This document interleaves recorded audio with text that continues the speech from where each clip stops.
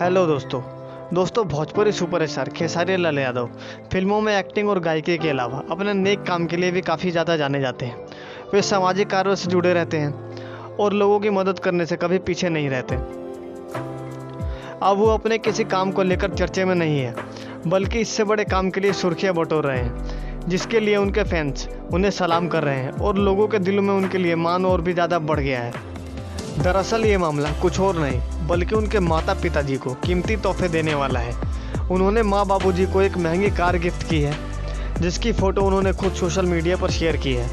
भोजपुरी के trending star बन चुके खेसारी लाल यादव ने अपने ट्विटर अकाउंट पर माँ पिताजी की एक फ़ोटो शेयर की, जिसमें देखने को मिल रहा है कि उनके पिताजी और माँ कार में बैठे हैं। एक्टर ने उन्हें तोहफे में स्कॉर्पियो गिफ्ट की है। फोटो में देखा जा सकता है कि स्टैंडिंग पर उनके बाबूजी बैठे हैं और पोज दे रहे हैं। वहीं उनकी बगल वाली सीट पर उनकी मां बैठी है। दोनों लोग कैमरे की ओर देख रहे हैं। मां बाबूजी को कार गिफ्ट देकर खेसारी लाल यादव का खुशी का ठिकाना नहीं है।